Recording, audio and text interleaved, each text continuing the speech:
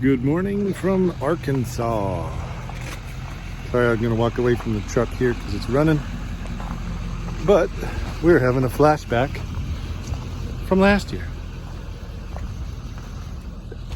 It snowed again in Arkansas, January 15th, 2022 now.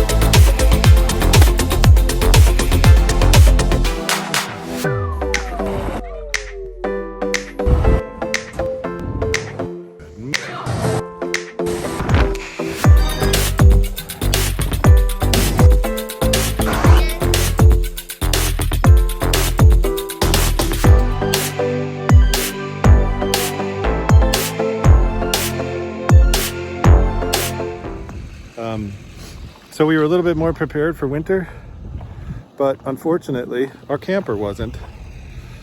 Our hot water heater electric version burned out, so we have to run on gas only at this point until I get that fixed.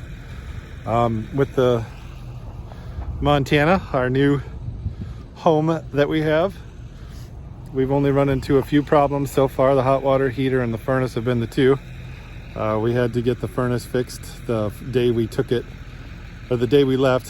When I got back from North Carolina from my FEMA deployment, we ended up coming down here to Arkansas, and before we were able to leave, we had to get the heater fixed because it stopped working. And now our electric water heater stopped working, so I'm not sure. We'll have to get that serviced, but obviously we're not going to be driving around in this. So to kind of show you what frozen in Texas in our camper and frozen in Arkansas in our camper is like, let's show you what we've done differently this year that's helped out a ton. So I'm going to walk through and I'll show you everything. Don't forget to like and subscribe. Hunskers on the road. Thanks for watching. So the first thing we've done is with the 30-pound cylinders there, we have 4 of them. Last year we had 3 20-pound cylinders for the other camper, and it ended up being not enough and we almost ran out of propane. This time, way more prepared. We have our heated hose here, and as you can see, we have the air skirts, which are actually working really well. We've only got one that stays flat, and I think I accidentally punctured it on something, or it just never, since we got these. We only got these a couple weeks ago. But for the most part, the heat doesn't run until like 4 o'clock in the morning, even when it's 20 degrees outside, because it keeps, that's how much heat we lose just from underneath. We've got our heated hose, like I said before.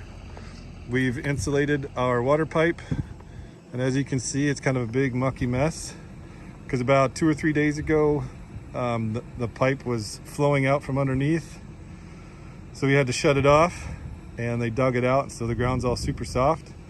And then the guys that were in here with the excavator must have run over my old insulated hose, and it started to separate and filled up. And the next morning, because they were out here at night at like 10 o'clock at night, the next morning this was still covered in water, kind of like it is now, but I think this is from the melting snow already. This is more water than it was when I was out here earlier. So my insulated hose burst, so I had to go get a new one. So that's a brand new one. And then we obviously insulate the pipe too with a little pipe cord, and then I just cover everything. You got the e-bike and stuff back here, all covered and nice and toasty and warm. And another thing that we've done last year, if you guys remember the truck, poor guy froze. Well, this time we have a cord that sits out here all year, and we keep it plugged in. I don't know if you remember from that video, but it was almost every newer model car has a engine block heater that's actually built in. You just got to find it. Normally it's down by the battery somewhere, wrapped around a pipe. Otherwise, this is beautiful Arkansas in winter. Another thing that I did here was I plugged in the heated hose to the inverter, so that the heated hose, I just use this rope as a little bit of insulation. I forgot to mention that I use that to so if the power goes out like it did today, the heated hose still stays heated for a little while till I can figure it out, figure out if I want to disconnect. So if like it happens in the middle of the night, yeah, to put a little bit of a drain on the battery, but I'd rather not have frozen pipes. I like winter for about a day or two, and then I'd rather have it be 60. So far it's been kind of that way. The weather here has been up and down. You can see RV park is actually very big. It's got something like 150, 200 sites. At least half of that's full right now. Very beautiful out here in the Arctic Arkansas. There's this really cool barn behind me that lights up at night. Pretty nice. But other than that, you can see our little house down there. Otherwise, winter here hasn't been too bad. Most of the days it's been 40s, 50s, even 60s some days in January. And then we get like a little snap here 1 or 2 days. Last night it was 40 degrees. And then this morning it was 20. So this is the way it is. So in the middle of the night, the heat didn't even come on until it got really, really, really cold. We've run into a few problems with the water, like I said, with the pipe and stuff going back and forth, but I think we've found a solution and fixed it.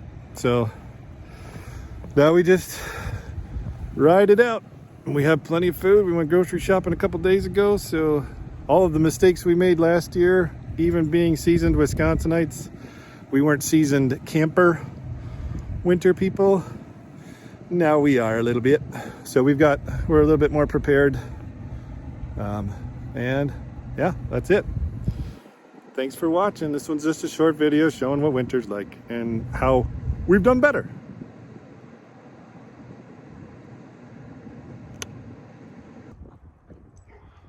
Can't see it too well, but those lights, someone got into an accident coming down the hill and hit a pole, put out the power for about 2 or 3 hours. We used the generator, now the power's back on. But another night, winter in Arkansas here. Super fun.